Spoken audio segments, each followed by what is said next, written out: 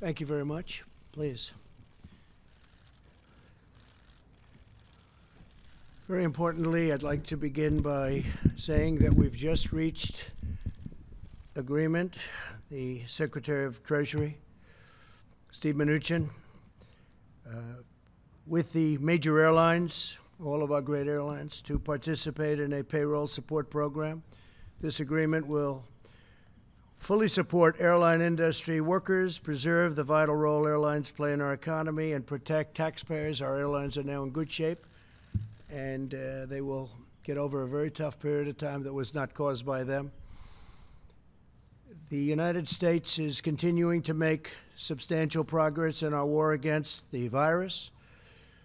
We grieve at every precious life that has been lost to the invisible enemy, but through the darkness we can see the rays of light. We see that tunnel, and at the end of that tunnel we see light. We're starting to see it more than ever before. We've held our rate, the numbers, everything we've done. We've been very, very strong on it and very powerful on it. You look at what's happening in other countries, Spain, Italy, United Kingdom. We're working with them. We're trying to help them, especially with ventilators. They've been calling a lot. They need ventilators so badly. 15% of counties within the United States have 0 cases, and many counties within the United States have a very small number of cases. Large sections of our country are really looking at other sections and saying, wow, that looks bad, but they don't have the problem. I salute the American people for following our guidelines on social distancing. Even you people, it's so different looking out there when I look at you. Their devotion, your devotion, is saving lives. Today I'm instructing my administration to halt funding of the World Health Organization while a review is conducted to assess the World Health Organization's role in severely mismanaging and covering up the spread of the coronavirus. Everybody knows what's going on there. American taxpayers provide between $400 million and $500 million per year to the WHO. In contrast, China contributes roughly $40 million a year, and even less. As the organization's leading sponsor, the United States has a duty to insist on full accountability. One of the most dangerous and costly decisions from the WHO was its disastrous decision to oppose travel restrictions from China and other nations. They were very much opposed to what we did. Fortunately, I was not convinced and suspended travel from China, saving untold numbers of lives. Thousands and thousands of people would have died. Had other nations likewise suspended travel from China, countless more lives would have been saved. Instead, look at the rest of the world, look at parts of Europe. Other nations and regions who followed WHO guidelines and kept their borders open to China accelerated the pandemic all around the world. Many countries said, we're going to listen to the WHO, and they have problems the likes of which they cannot believe. Nobody can believe. The decision of other major countries to keep travel open was one of the great tragedies and missed opportunities from the early days. The WHO's attack on travel restrictions put political correctness above life-saving measures. Travel bans work for the same reason that quarantines work. Pandemics depend on human-to-human transmission. Border control is fundamental to virus control. Since its establishment in 1948, the American people have generously supported the World Health Organization to provide better health outcomes for the world and, most importantly, to help prevent global health crises. With the outbreak of the COVID-19 pandemic, we have deep concerns whether America's generosity has been put to the best use possible. The reality is that the WHO failed to adequately obtain, vet, and share information in a timely and transparent fashion. The world depends on the WHO to work with countries to ensure that accurate information about international health threats is shared in a timely manner. And if it's not, to independently tell the world the truth about what is happening. The WHO failed in this basic duty and must be held accountable. It's time after all of these decades. The WHO failed to investigate credible reports from sources in Wuhan that conflicted directly with the Chinese government's official accounts. There was credible information to suspect human-to-human transmission in December 2019, which should have spurred the WHO to investigate and investigate immediately. Through the middle of January, it parroted and publicly endorsed the idea that there was not human-to-human transmission happening despite reports and clear evidence to the contrary. The delays the WHO experienced in declaring a public health emergency cost valuable time, tremendous amounts of time. More time was lost in the delay it took to get a team of international experts in to examine the outbreak, which we wanted to do, which they should have done. The inability of the WHO to obtain virus samples to this date has deprived the scientific community of essential data.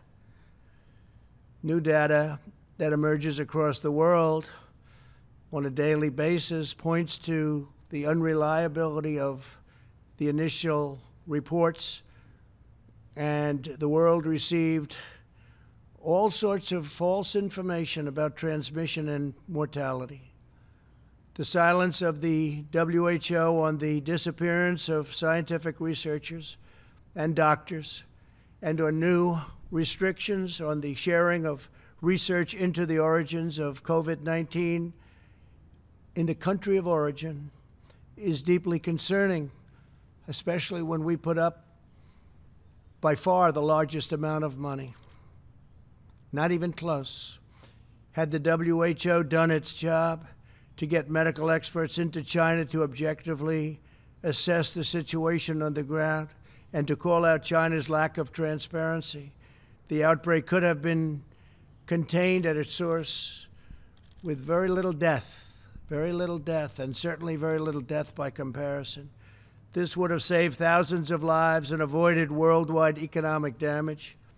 Instead, the WHO willingly took China's assurances to face value, and they took it just at face value, and defended the actions of the Chinese government, even praising China for its so-called transparency. I don't think so.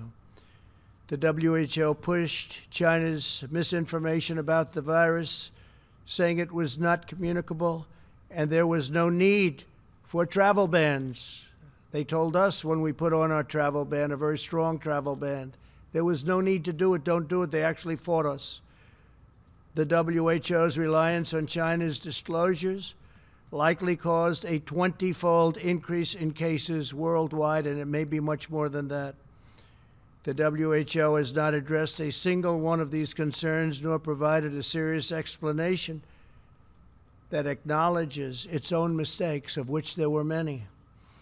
America and the world have chosen to rely on the WHO for accurate, timely, and independent information to make important public health recommendations and decisions. If we cannot trust that, this is what we will receive from the WHO. Our country will be forced to find other ways to work with other nations to achieve public health goals. We'll have no choice but to do that. Our countries are now experiencing, you look all over the world, tremendous death and economic devastation because those tasked with protecting us by being truthful and transparent failed to do so. It would have been so easy to be truthful. And so much death has been caused by their mistakes. We will continue to engage with the WHO to see if it can make meaningful reforms. For the time being, we will redirect global health and directly work with others. All of the aid that we send will be discussed at very, very powerful letters and with very powerful and influential groups and smart groups, medically, politically, and every other way. And we'll be discussing it with other countries and global health partners, what we do with all of that money that goes to WHO. And maybe WHO will reform, and maybe they won't. But we'll be able to see, as you know, in other countries hit hard by the virus, hospitals have been tragically forced to ration medical care and the use of ventilators. But due to our early and aggressive action, the skill of our healthcare workers, and the resilience of our healthcare system, no hospital in America has been forced to deny any patient access to a ventilator, with all of the talk you've heard, where some states wanted 40,000 ventilators. I said, that doesn't work, 40,000. And they ended up with 7,000 or 8,000. And they had no problem. 40,000 ventilators for one state. It was ridiculous. The scariest day of my life was about a month ago, when after a long day of meetings, my team told me that we were going to be needing 130,000 ventilators, that we were short hundreds of thousands of ventilators. This is the system we inherited. I had governors requesting unreasonable sums that the federal government just didn't have. And you look at the states didn't have, the states were not prepared.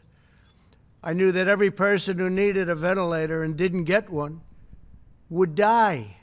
And that's what we were told. They would die. I saw in other countries doctors having to make decisions on who got a ventilator and who didn't.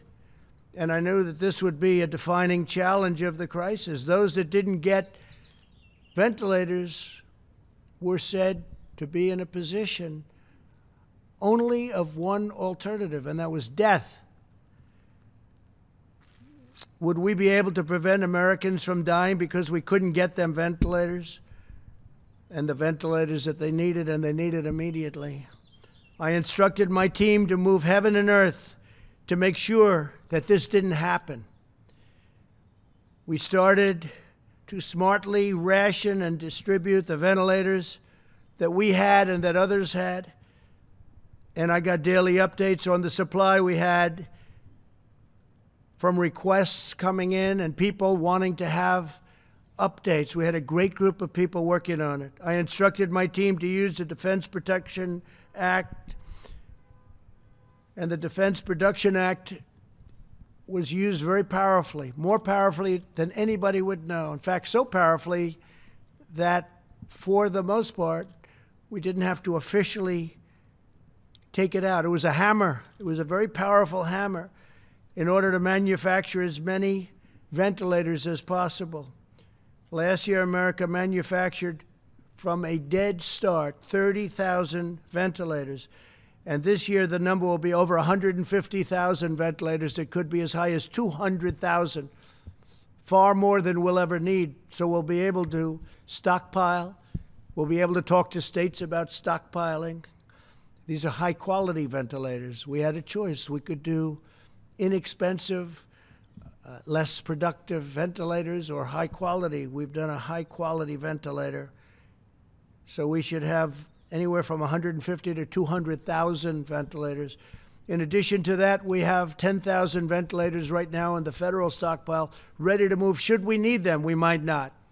Should we need them in New York or New Jersey or in Louisiana or in Illinois or any other state that may need them if we have a surge? I'd like to ask Adam Boehler to come up and just say a few words. He's done a fantastic job, a young man who worked 24 hours a day on handling this situation, and I'd just like to have Adam, wherever he may be, come up and say a few words. Adam, please. Thank you very much.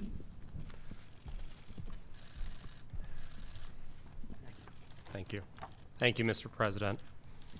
At your direction, this country has worked hard over the past few weeks to ramp up ventilator production through all means possible. Thousands of ventilators are coming in now, monthly, with over 100,000 by the end of June. At the same time, there are over 60,000 ventilators in our hospitals right now that are not in use. Knowing this, and at your direction, we reached out to the American Hospital Association to design a system that allows hospitals to lend ventilators to other hospitals right when they need it. Within the past week alone, 20 top health systems have signed up for this dynamic ventilator reserve, representing over 4,000 ventilators. Not only do we have top academic systems like Cleveland Clinic and Mayo Clinic, but we also have top health systems from New York City, New Orleans, Washington State, and California. Over a week ago, these places would have needed help, but now they are here to help. There's been no American that has needed a ventilator that has not received one. This dynamic virtual reserve, combined with our strategic stockpile, will ensure that this is always the case. I'd like to thank the President for his leadership and directive to focus on public-private partnerships like this one. I'd also like to thank Sam Hazen from HCA, Lloyd Dean from Common Spirit, for leading this effort with the AHA and the Federation of American Hospitals. These have been difficult times. A few weeks ago, the Vice President came into my office, and he reminded us of the power of the resilience of the American people and of private companies. We needed it that day, Mr. Vice President. This partnership is another example of Americans helping Americans. Thank you. Thank you very much. Fantastic. Thank you, sir. I'd shake his hand, but I'm not allowed to. Times have changed, haven't they? Thank you very much. You did a fantastic job. We're very proud of you. You and your whole team. Thank you. Today we are taking further action to maximize our oversupply and available ventilators. This afternoon I met with the leaders, the top people of many of America's big, powerful, beautiful, and very, very important hospitals and hospital associations who join us today. We had a great meeting, learned a lot, and they've been going through a lot. They've been doing a fantastic job, as everybody here will attest. I'm pleased to announce that my administration is partnering with the hospitals across the country to create an innovative new system called the Dynamic Ventilator Reserve, so that we're going to have tremendous numbers of ventilators that we're able to help our states with at a later date. If there's ever a problem like this, which we hope to God will never happen again. It was 1917, 1918. That's a long time ago. We hope it never happens again. And I'd like to ask Rick Pollack, CEO of American Hospital Association, Sam Hazen, CEO of HCA Healthcare, that's the largest in the United States, Warner Thomas, CEO of Ochsner Health, and if I could, Mai Hall. Are you here from Cleveland Clinic? Somebody? Good. Thank you. Come on up, folks. Please. Thank you. Say a few words. Thank you very much, Mr. President. We appreciate the opportunity to work with you and your team on the Dynamic Ventilator Reserve Program. This will provide a really important mechanism for us in serving our patients and communities by ensuring that this vital equipment will be available to critical areas that are in need. As this battle against this disease has affected the country a little bit unevenly, the rates of infection, hospitalization, and ICU use varies from one region to another. In some places with lower infection rates, some ventilators may not be in use, while other areas are potentially stretched beyond their capacity. The database of available ventilators that we are creating will allow us to flex so that we can make sure that available equipment can be shared with those in need. We appreciate the leadership of the health systems that are here today that has stepped forward. And Adam mentioned a few. I don't know if he caught Dr. Fritz Francois from NYU Langone and David Dill, the CEO of LifePoint as well. We appreciate the work of the administration in helping us find innovative solutions to ensure the best care for our patients.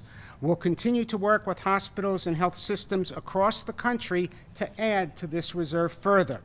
Your team has provided us with important leadership, and we look forward to working with you in making this a success. Thank you, Mr. President. Thank you very much. Thank you, Mr. President, Mr. Vice President, Adam, the team. I stand here before you in front of our 285,000 colleagues who provide care to patients every day across the country. One of the guiding principles we had when we went into this COVID-19 battle was to find partnerships with other components of the industry, partnerships with other health systems, but partnerships with governments, both local and federal. And we're proud to be a part of this private-public sector partnership, and I think it's going to do great good for the community. So thank you very much. Great job. Thank you. Thank you, Mr. President. It's great to have Ochsner Health be part of this program. We certainly have been a recipient, and the state of Louisiana has been a recipient of help getting ventilators to our state and to Ochsner Health. We're currently taking care of about 60% of the COVID patients in New Orleans, and we did see a spike over the past few weeks, but we're starting to get on the other side of that and heading in the right direction. I also want to thank you personally for helping Ochsner Health. A couple weeks ago, we were running short on surgical gowns, and you and your team were able to direct some to New Orleans, which was helpful to us and other hospitals around the New Orleans area. So we're excited to be part of this dynamic ventilator reserve, and we are proud to be part of that and help other communities around the country. Thank you. Thank you, Mr. President, for the invitation here. On behalf of the Cleveland Clinic, I would just like to offer a slightly different story about the COVID pandemic. In our home state of Ohio, with an early institution of social distancing, our ability to scale up the testing and ramping out the capacity, we have actually seen a stable number of patients over the last 8 to 10 days. Only 160 patients have been hospitalized with COVID infection in Cleveland Clinic Health System. We are also very grateful for the support from our state government as well from our federal government. This is a battle where we're all in together.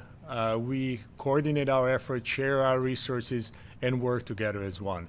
I'm firmly convinced that we can do a lot of good when we work together. Thank you very much for having us. Great job. Thank you, sir. Thank you all. Thank you. Great job.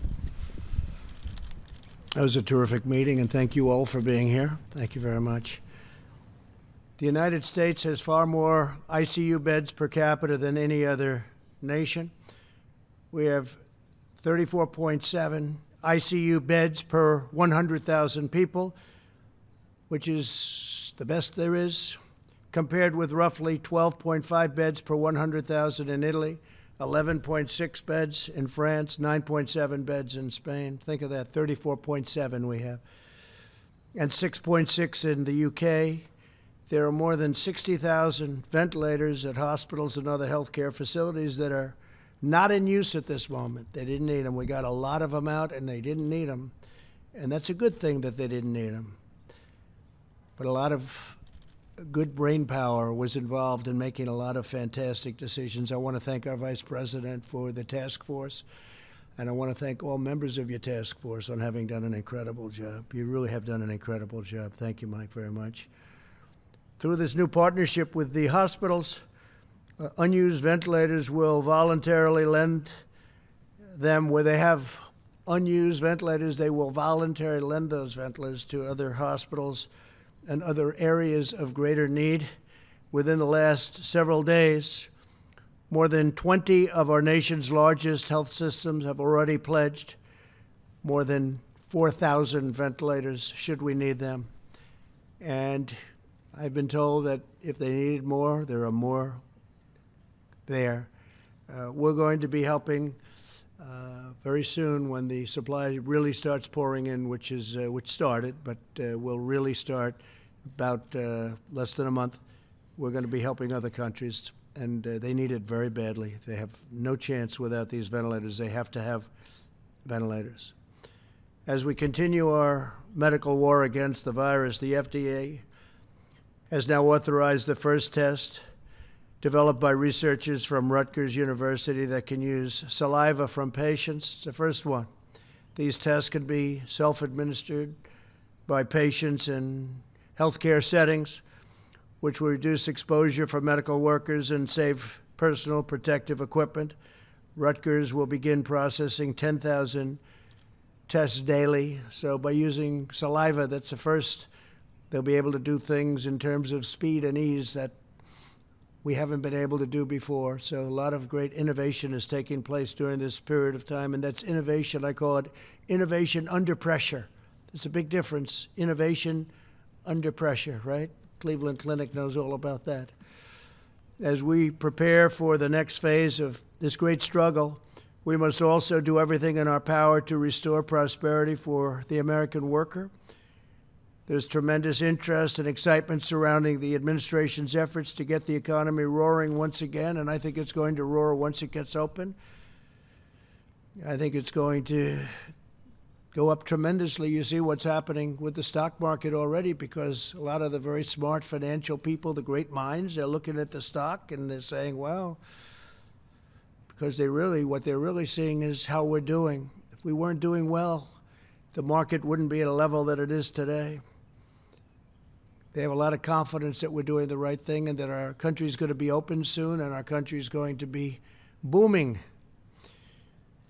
We've had requests to participate from the best in the world as we share their enthusiasm to get our country going. So I thank them for wanting to contribute, and we look forward to speaking with many industry leaders, seeking their input on how we can return to what was until very recently the greatest economy anywhere in the world, and I can say the greatest economy in the history of the world. There's never been an economy like we had just a little bit more than a month ago. We set every record you could set.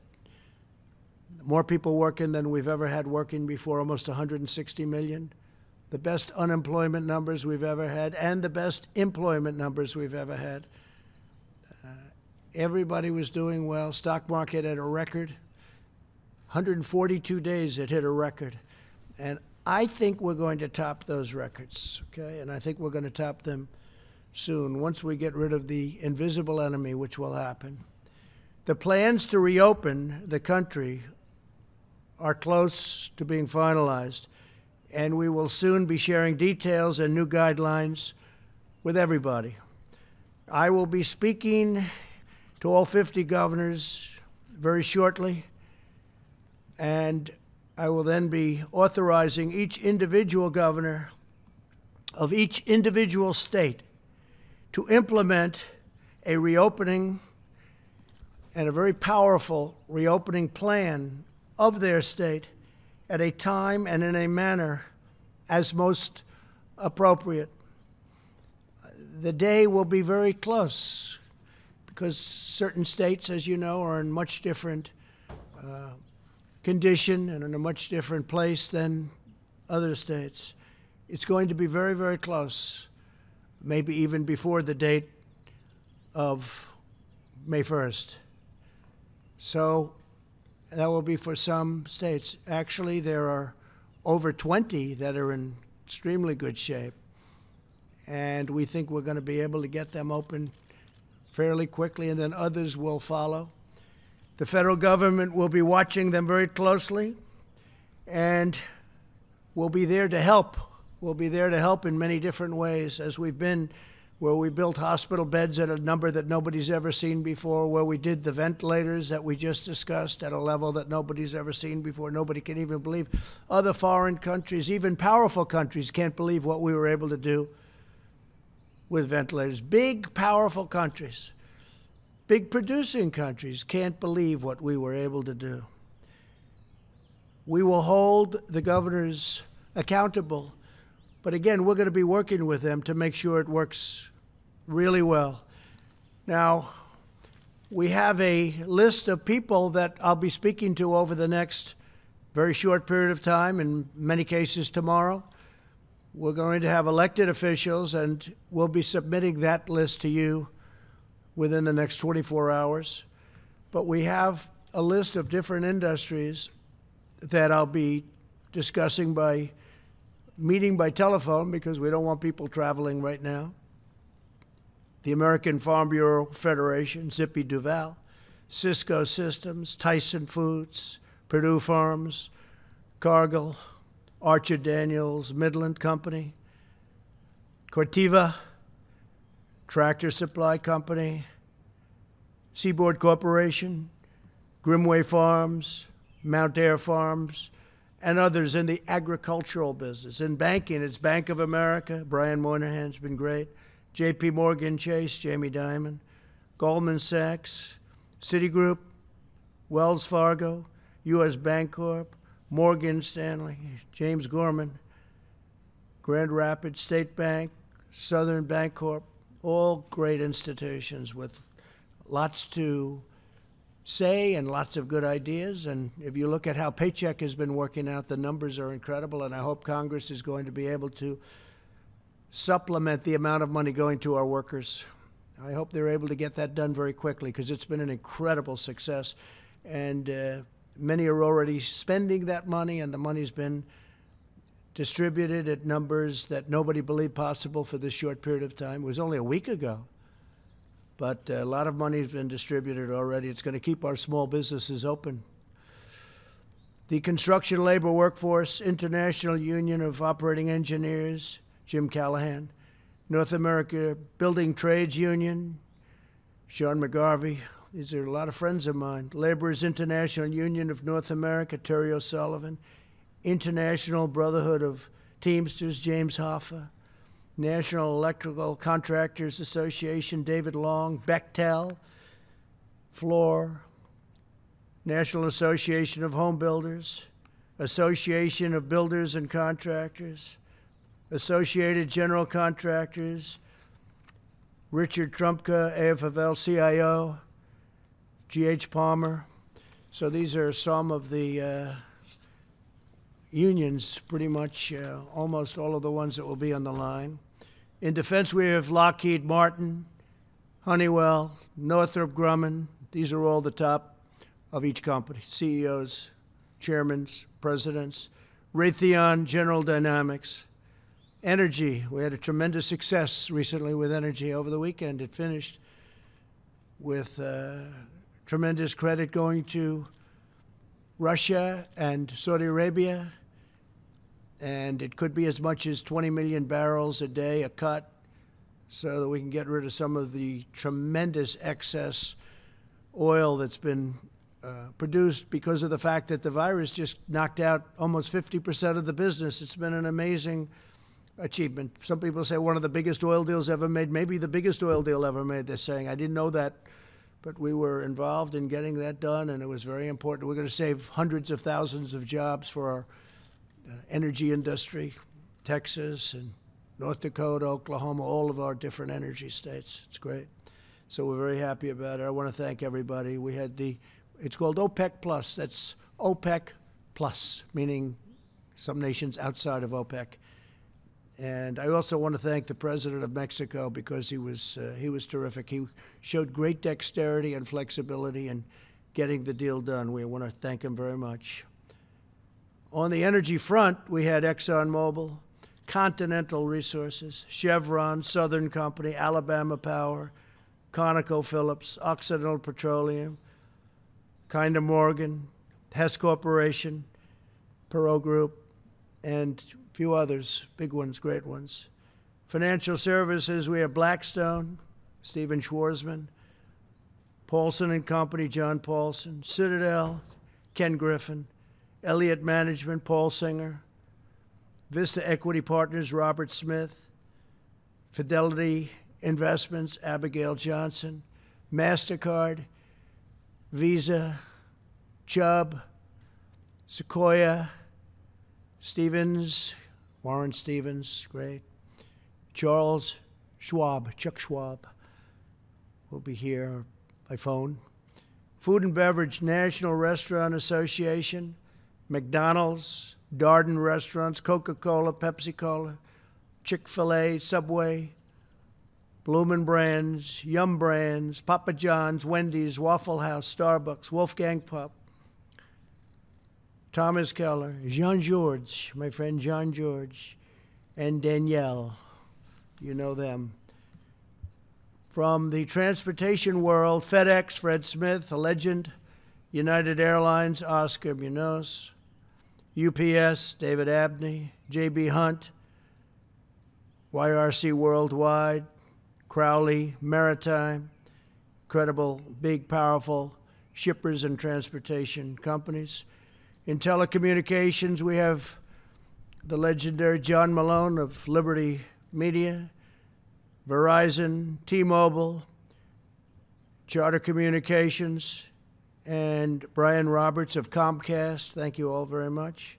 Healthcare, New York Presbyterian, Jerry Spire, friend of mine, HCA Healthcare, Sam Hazen, thank you, Sam. Just met with Sam. Ascension Health, Common Spirit Health, Community Health Systems, Trinity Health, Cardinal Health, McKesson, 3M. Thank you, Mike Roman, for helping us with face masks. It worked out well for everybody. Procter & Gamble, Abbott Laboratories, Johnson & Johnson, Merck, Pfizer, Eli Lilly, Thermo Fisher Scientific. They've been helping us incredibly with testing. Gilead Sciences, Abivax, Regeneron, Biogen, Roche, and Roche has been fantastic on testing. The job they've done, I have to call them out. They have stepped up like very few. Anthem, United Health Group, Aetna, Cigna, and Humana, all the big ones. The tech companies, we have the right ones. Apple, we have Tim Cook. Google, Sundar, thank you, Sundar. Oracle, Larry Ellison and Safra Katz. Salesforce, Mark Benioff. SAP, Jen Morgan. Microsoft, Satya, great job he's done. Thank you, Satya. Facebook, Mark Zuckerberg. IBM, Intel, Qualcomm, Cisco, Advanced Micro Devices, Broadcom. Incredible companies, companies that no other country will catch if they're smart. They have to be smart. But I've dealt with a lot of different countries, and I will say that the respect for Silicon Valley and our tech companies, there's nobody even close to our tech companies. They can't catch them, so they try and buy them. But we've sort of put an end to a lot of that. In sports, we want to get our sports back. So importantly, these will be some separate calls. Some will be together, by the way, lists, and some will be separate. But we have to get our sports back. I'm tired of watching baseball games that are 14 years old. But I haven't actually had too much time to watch. I would say maybe I watch one batter and then I get back to work. The NBA, Adam Silver. The Major League Baseball. We miss our baseball. This is baseball season right here. Rob Manfred, thank you very much. NFL, Roger Goodell, thank you, Roger. UFC, Dana White, great Dana White. PGA, Jay Moynihan. LPGA, Michael Wan. USTA, Patrick Galbraith. Major League Soccer, Don Garber. WWE, the great Vince McMahon. NASCAR, Lisa Kennedy. Thank you, Lisa. NHL, Gary Bettman. From the New England Patriots, Bob Kraft. Dallas Cowboys, Jerry Jones. Dallas Mavericks, Mark Cuban. And some of the thought leaders that we're going to have, and there are some others that we are having, we're just waiting to hear, but everybody's saying yes, I must say. John Allison, Heritage Foundation. Kay Cole James, great person. Hoover Institute, Condoleezza Rice, another great person, Art Laffer, Steve Moore, Steve Forbes, Larry Lindsay, Catherine Reynolds, Scott Gottlieb, just spoke with Scott, Jim DeMint, and Jim has been a terrific friend, Bill Haggerty and Ray Washburn. And religious leaders will be coming on Friday. We'll be speaking to, and we're going to have a separate list, but we have tremendous enthusiasm to meet by our great religious leaders. We have incredible people, and they want to be a part. And we'll be talking about churches, and we'll be talking about opening, and we'll be talking about things that are very important to a lot of people, including me. We're going to find out how we're doing in that regard. So those are the names that we have on our list. They're the names that are, I think, the best and the smartest, the brightest, and they're going to give us some ideas. But we're all set, as I said. The governors are going to be opening up their states. They're going to declare when. They're going to know when. Some can open very, very shortly, if not almost immediately. We'll give a date, but the date's going to be in the very near future. So we'll get it open. Individual states, when the governors will be held accountable. If they need things, we'll help them get those things, but we want them to do their testing. We want them because they're equipped to do testing. We've created incredible tests, and we've done more testing than anybody's ever done in the world right now. And we had a broken system, and now we have a great system. We have a system where other countries are coming to us and saying, we want to get some of those tests. I want to thank Abbott, because Abbott came up with the first simpler test. The first one was rough. I think it was more of an operation than a test. The first one was for anybody that took it. It was not easy. But now we have a very simple test with Abbott. Now we have saliva. We have lots of other things that are happening, but we have millions of tests. The governors are responsible. They have to take charge. They have to do a great job. And we're going to suggest that they check people through tests or otherwise coming into their states, and they run their states very strong. Eventually, we won't have to do that. Eventually, this will be gone. But for a while, we're going to do it. So they're going to take charge at their borders. They're going to take charge of people coming in, and maybe to an extent, depending on what they work out with a nearby state, it may be also people leaving. And they'll be able to do that very shortly. We'll be announcing a date, but it'll be very short. And frankly, it'll be at a time that will be earlier than the deadline that we imposed, the end of April. So we think that some of the governors will be in really good shape to open up even sooner than that. We'll speak to them, but we're all set. We're counting on the governors to do a great job. Others are going to have to take a longer period of time until they're in a position to say, we're ready to go, and that's okay. We understand that. Some of the governors have a very tough situation, but in almost all cases, it's all starting to come down. We're very proud of the job everybody's done. And if you look at the numbers, so the minimum, as portrayed, Deborah's here, Dr. Birx has been fantastic. The minimum was 100,000 deaths, and I hope to be substantially under the minimum, meaning we all hope, Mike, right? We all hope to be substantially under. We did the right thing because otherwise it would have been, the projections are 2 million people. The actual projection was 2.2 million people. And if you cut it in half, that would be 1.1 million people. That's many more. That's double the Civil War. And if you cut that in half, you're talking 500,000 or 600,000 people. That's what we lost in the Civil War. And that's cutting it. And we're not going to, that would not be acceptable. It would not be acceptable. One life isn't acceptable, but we weren't given that option. So I'm confident that these respected people that I just read from the list will give us some great ideas in addition to what the governors have learned. The governors have learned a lot. I've spoken to governors that at the beginning it was a contentious relationship, and now it's a very friendly relationship and a really great relationship. And I'm proud to say that some of them I think are friends. In some cases they're Democrats, but I think they like me and I actually like them. I'll tell you who they are someday. But we're all getting along, and we all want to do the right thing, and I think they're going to do a great job of leading their individual states. It'll be a beautiful thing to watch. They'll go and rely on their mayors and their local town officials. They bring it right down.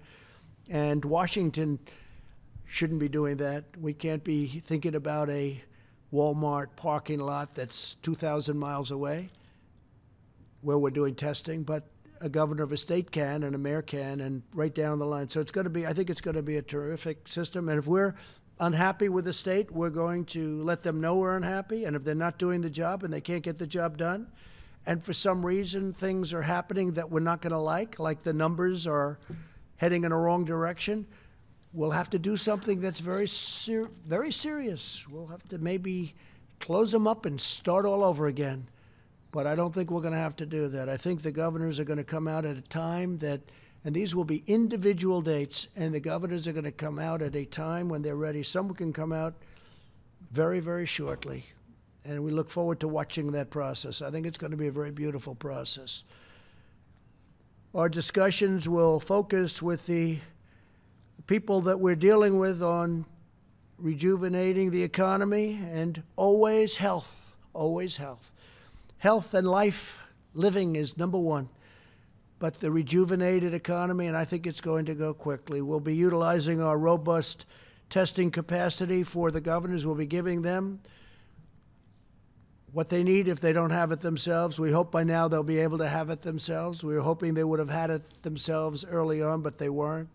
But such great advances have been made. So we'll be dealing with them on that. And they can rely on us very strongly. They're going to be relying on us, I think, for some help. And we're there, whether it's building hospital beds, which I don't think they're going to need. You look at Javits Center, a great, great job that the Army Corps of Engineers did. FEMA got involved. We actually ended up sending our medical people. That was not a COVID-19 center, and they asked, could you do that? And then even after we did that, it was not used very much, meaning they didn't have to use it nearly to the extent that they thought when they conceived it. It wasn't that they made a mistake. Nobody made a mistake. We built it. I'd rather have too much than too little. Err on the side of caution. And it's really incredible what they did, including the two ships, the two great ships. And I just want to thank a lot of really great people, a lot of great politicians. And again, we're going to be announcing the political list tomorrow. And on there, we're going to have a lot of senators, and we're going to be having a meeting with the governors probably on Thursday, a meeting by teleconference, and a lot of things will be discussed, and some of the details will be discussed. But we want them to do an incredible job of running their states. I think they'll do an incredible job, too. After having gotten to know so many of them, I think each one of them will do an incredible job.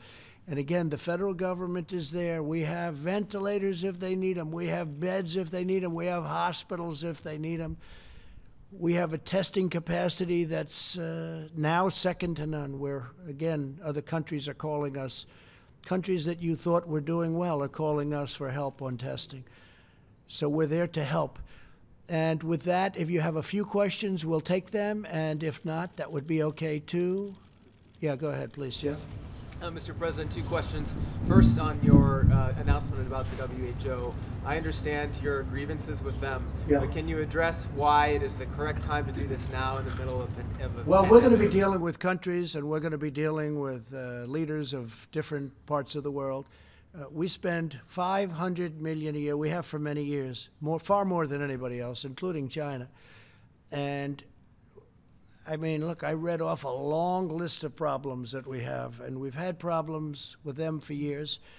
It doesn't matter. We're looking at a term of 60 to 90 days. We're doing a very thorough investigation right now as we speak. But this should have been done by previous administrations a long time ago.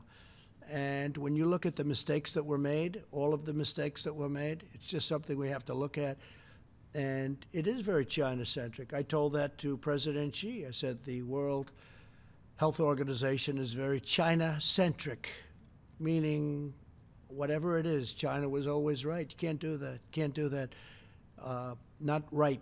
And we spend, and again, it's not a question of money, but when we're spending $500 million and China's spending $38 million, $34 million, $40 million, $42 million in a case, it's, again, not money, but it's not right. So we'll see. This is an evaluation period, but in the meantime, we're putting a hold on all funds going to World Health. We will be able to take that money and channel it to the areas that most need it, and that's another way of doing it, but we have not been treated properly. Mr. President, Yeah, Mr. please. President, you mentioned that you're going to be speaking with all the governors Yes. tomorrow, make recommendations. On probably Thursday. On Thursday. What if they don't listen to you or take your advice or obey you? Will you consider taking away their federal funding? I don't want to say that. They'll listen. They'll be fine. I think we're going to have a good relationship. They need the federal government, not only for funding, and I'm not saying take it away, but they need it for advice. They'll need maybe equipment that we have. We have a tremendous stockpile that we're in the process of completing. We're in a very good position. Again, the cupboard was bare when I got here. Nobody ever thought a thing, in all fairness to previous administrations, nobody ever thought anything like this was going to happen. But it did happen. No, the governors will be very, very respectful of the presidency. Again, this isn't me, this is the presidency. The presidency has such a great importance in terms of what we're doing. And you can talk about Constitution, you can talk about federalism, you can talk about whatever you want. But the best way, I'm talking now from a managerial standpoint, is to let individual governors run individual states and come to us if they have difficulty, and we will help them. Yeah, John? You talked about having testing and tracing equipment and the facility for that in place to open up the government. Dr. Fauci said this morning that critical testing and tracing ability does not currently exist. Well, I don't know. Look, I don't know. Hey, John, I don't know what he said. My question is, Nobody knows. My question is, will it exist by May 1st? The individual governors have testing. The individual governors, we have many forms of testing, and new testing is being developed. Our country has to get open, and it will get open, and it'll get open safely and hopefully quickly. Some areas quicker than other areas, but there is tremendous testing, and the governors will use whatever testing is necessary. And if they're not satisfied with their testing, they shouldn't open. But they'll use whatever testing is necessary. Go ahead, please. Thank you, Mr. President. Back to the WHO. Will you support the organization again if Tedros is immediately replaced, or do you want to see him step down as possible reform? Well, we're doing an investigation. I don't know the gentleman, but I know there have been problems, and it's been very unfair to the United States, just like the World Trade Organization has been very, very unfair, and now they're coming into line. When they consider China a developing nation, and because China's a developing nation, they take massive advantage of the United States. Why didn't other presidents stop this? I've been talking about it from the day I got in, and we're looking at that very, very strongly. World Trade, So I have a problem with World Health and World Trade, both of them. I'm not sure which is worse, you want to know the truth, but we'll figure it out, okay? Go ahead, please. Thank you, Mr. President. You were just criticizing the WHO for praising China as transparent, but you were saying many of the same things about China just a couple of months ago. So, I mean, how do you square your decision to... Well, I did a trade deal with China, where China's supposed to be spending $250 billion in our country. We're going to be watching very much to see. Now, we got a little bit waylaid by the virus. But look, I'd love to have a good relationship with China. But if you look, and we made a phenomenal deal. China has paid, because of me, China has paid us tens of billions of dollars over the course of a very short period of time. Billions of it. Some of that money has been spent to farmers where they were targeted by China. We cannot let that happen. We can't let that happen. So we ended up signing a very good trade deal. Now I want to see if China lives up to it. I know President Xi. I think he will live up to it. If he doesn't live up to it, that will be okay, too, because we have very, very good alternatives. Go ahead. Yes, thank you.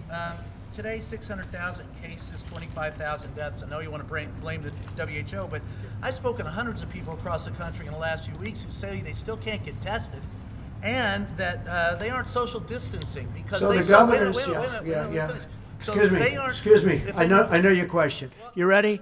The governors are supposed to do testing. It's up to the governors. Go ahead, please. Mr. President, Go ahead, please. If we could just get back, Quiet. Quiet. If we could just get back to May 1. They are not, Mr. President, they are how following many... your lead, that they are not social The distancing. governors are doing the testing. It's now not up, and it hasn't been up to the federal government. Go ahead. Mr. President, I have a quick follow follow on the WHO, but if May 1... I told them when they put this guy here, it's nothing but trouble. He's a showboat. If you keep talking, I'll leave, and you can have it out with the rest of these people. If you keep talking, I'm going to leave, and you can have it out with them. Just a loudmouth. Go ahead. If you could kind of clarify, are you basically lifting your slow the spread before the No. May 1 deadline? No, And then, I'm and not then at how, all. and No. then how many The states? governors are going to be running their individual states. Some of them will say, no, I can't open now. And some of them may last longer than we even would think. Others will say, I can. You can go. I don't want to mention states, but there are numerous states that are in great shape right now. They're viewing the rest of the country like, we don't even believe this is happening. We have a lot of those states. They're set to open practically now. I mean, they would be open now. We're going to let them open sooner than the date. We're going to pick a date. We're going to get a date that's good, but it's going to be very, very soon, sooner than the end of the month. But there are many states out there that are looking at this and they're reviewing it and they're saying, we shouldn't be even included in this. You know, there are some that want to open up almost now. Now, if we disagree with it, we're not going to let them open. We're not going to let them open. If some governor said, you know, has a lot of problems, a lot of cases, a lot of death, and they want to open early, we're not going to let it happen. So we're there to watch. We're there to help. But we're also there to be critics. And on testing, very important, we've always wanted the states to do the testing. We're now providing great testing, but the state has to provide the great testing. The state has to provide the ventilators, but they didn't do that. So we ended up going into the ventilator business, essentially, and we've made tens of thousands of ventilators, and we solved a big problem for the states. But we want them to do the testing, and we are there to help. Yeah, please. I have two questions, or I have a question on the One governors. question, just one. Well, I have a question on the governors, but first, can I follow up on Jordan's One question. Go Can I ahead. follow up on Jordan's question? Do you Go ahead. want to walk back where you did praise China in January for being transparent about the I'm always coronavirus? respectful of China. I'm respectful of other countries. Why wouldn't I be respectful of China? In the meantime, China's paid us nothing in your last administration, nothing in any previous administration. They paid us tens of billions of dollars because of what we've done. And the trade deal we have, they have to give us $250 billion in purchases. Let's see if they do that. And they're also paying us 25% or $250 billion in tariffs. So we're taking in, wait a minute, we're taking in billions of dollars for China. From China, they never paid us 10 cents. That's a great thing. Now, if they don't produce or if we find out bad things, we're not going to be happy. But right now, and we're doing that. That's what we're doing. Look, we have an investigation underway. We're paying almost $500 million. We have an investigation underway on the World Health Organization. We will find out exactly what went on. And we may be satisfied that it can be remedied, and we may be satisfied that it's so bad that it can't be remedied. And if it can't, we're going to go a different route. My question, you're criticizing the WHO for praising China for being transparent, but you also praised China for being transparent. I in don't talk January. about China's transparency. January, there's Well, a you tweet- know, if I'm so good to China, how come I was the only person, the only leader of a country that closed our borders tightly against China? And by the way, when I closed our border, that was long ahead of what anybody, you can ask anybody that was in the room, 21 people. I was the one person that wanted to do it. Deborah can tell you that better than anybody. I was the one person that wanted to do it. You know why? Because I don't believe everything I hear. And I closed. And if we didn't close our border early, very early, long before the kind of dates you're talking about, we would have had thousands and probably hundreds of thousands more deaths. Please. I'm talking about how Please, you said that's you were enough. Thank you. transparent. President, last week you said that you would have data in the coming days about the coronavirus's disproportionate impact on Black Americans. Yes, that's being worked on very strongly. When will we have that? I would say within 2 weeks, and it's being worked on, Deborah. We're working on that very strongly. Okay, CDC is working, but we're getting reports on that. Yeah, please, go ahead. No, in the back, yeah. Mr. President, you're talking about reopening parts of the country by the end of the month, and if you do that, and as a result, you see a spike in cases in those areas. We may not, but we may not. You know, some countries have and some countries haven't. I'm watching other countries. I'm studying other countries as they open. I mean, I don't want to go into names because for some it would be a little bit embarrassing. But I'm studying other countries as we go along. So on that, we have looked at every country that's opened, some successfully, some okay. No total disaster, but some okay. And some have to go back to the hot spot and fix the hot spot. We think we're going to do it very successfully. Again, we have one country, but we have lots of different pieces. It's a puzzle. We have beautiful pieces, beautiful states with capable governors. They know when it's time to open, and we don't want to put pressure on anybody. I'm not going to put any pressure on any governor to open. I'm not going to say to Governor Cuomo, you got to open within 7 days. I want him to take his time, do it right, and then open New York. I'm not putting any pressure on the governors. Some of them don't need pressure or not pressure. I mean, they're ready to go. And that's a good thing. So we'll open it up in beautiful little pieces as it comes along. Please go ahead, behind you. Yes, just a quick question. You spoke about Governor Cuomo. Just wondering if you have any thoughts on some of his remarks from earlier today, where he basically said that were New York to be pressured to be open, it would cause a constitutional crisis. And he basically said that you declared yourself King Trump. So I'm wondering if you heard those thoughts. I've declared myself as king. You know, I heard he said that, but I didn't see the remarks. But he understands how we helped him. He needed help. We gave him 2,900 hospital beds. He didn't use them. We gave him a ship. He didn't use them. And I'm not saying, but I'm saying that's good, because you know what? That means he didn't need them. But we said it was too much, but we wanted to err. We said, err on the side of caution, as I said. We said, look, we don't think you need it, but if you do, we're going to have them built. And the Army Corps of Engineers did a fantastic job, and the U.S. Navy did a fantastic job, and we moved the ship that was not meant for COVID, and we had it redesigned for COVID, but they still didn't have very many people going in. Now, we'll get along just fine. He understands. We'll get along just fine. Please. Mr. President, Mr. President, how do you assure workers in states that may reopen that are fearful about going back to work for fear of getting sick? Talk up, please, louder. What's your assurance to workers who are asked to go back to work but are fearful of doing so? Well, that's going to be up to the governors. The governors are going to want to make sure everything's safe. Now, I think that companies can do testing on a maybe weekly basis. You don't have to do it every day with the same worker, but they can do testing. They could do temperature gauges. They could do a lot of different things. And, you know, we're only talking about for a period of time. You know, eventually we want to get back to where we were. We want people actually sitting next to each other in ball games eventually. You know, we're not going to rip out every other seat in baseball stadiums and football stadiums. We want to go back to where we were. I want people to understand that. We're not going to be like the way you are. We have 300 reporters in the back that want to sit. Look at this, the way this looks. I don't even like the way it looks, although I have a lot fewer reporters. That's okay with me. But look at the way this looks. I've never seen anything, John. I've never seen anything quite like it. But there are a lot of people. We don't want this. I don't want this. I don't want this. Eventually, we're going back where restaurants that had 150 seats are going to have 150 seats, not 50 seats, because they can't make it at 50 seats. But more importantly, the atmosphere is even better. We have to get used to it. We have to get used to it. I don't know that people are going to be shaking hands as readily. Some will.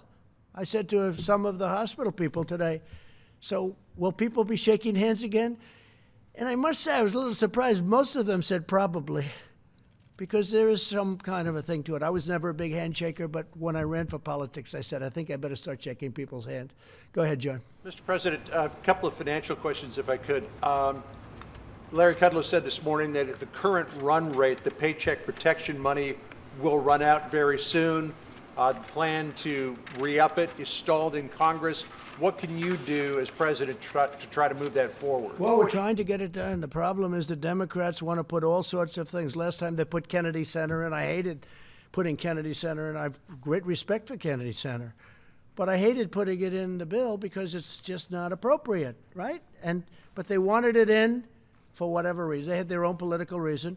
And John, I said, watch the way that blows up, and it blew up. I think it blew up in their face. We want to take care of our workers. We'll worry about other things and other pet projects of Democrats and also Republicans later. But it's been a tremendously successful program. I think you see it. The banks have stepped up, hundreds of thousands of loan applications approved. Money is going out. It's been a tremendous program. Really, it's been. And obviously, it was at a point where we're almost, the money will be expired, and we could use a refill for the workers. We want to be able to make sure that small businesses stay open, John, and I think that'll happen. Yeah, go ahead, Liz. Mr. President, today California's governor set out a list of 6 criteria for reopening the economy there. Did he consult with you on that? And also, You said earlier that there were as many as 20 states that could reopen their economies as early as May 1st. Could you list some of No, I didn't those? say all of them by May 1st, but there are 20 states. Actually, I was given a number. 29 states are in very, very good shape. I don't want to say whether or not the governor spoke with me about that, but we've had a very good relationship, Gavin Newsom, and very, very good relationship. Yeah, in the back. Go ahead, Mr. please. President, thank you very much.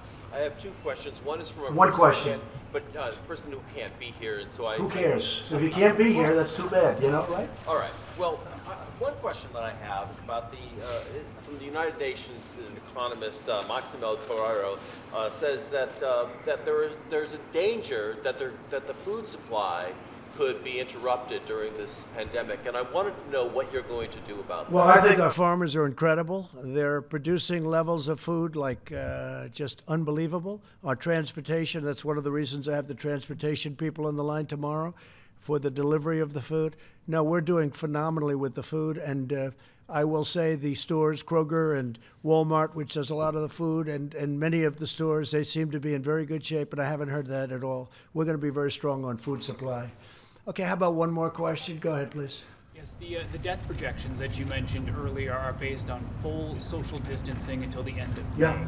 So if you ease up on these guidelines now, how many more Americans do you think Well, are I'm gonna not die? easing up. First of all, we'll have guidelines, even for the states that open, and there'll be guidelines. But we will not have any problem with that. Your question's a very interesting question, but the states that are opening are not states which will have a problem with that. Plus, they will have to adhere to guidelines until a certain point into the future when the enemy is vanquished. The reason they don't have a problem now is because of social distancing. So if you No, ease the guide- reason they don't have is partially, and some of that will stay in effect. Much of it will stay in effect for a period of time. But the reason also is they're different kinds of states. They have lots of room. They have fewer people, and they have lots of room. And that's one of the primary reasons. I want to thank you all very much. So a lot of positive things are happening. We're going to have some very strong recommendations for the governors. We're going to work with the governors. The governors are going to do a good job. And if they don't do a good job, we're going to come down on them very hard. We'll have no other choice. Thank you all very much. Thank you. Thank you.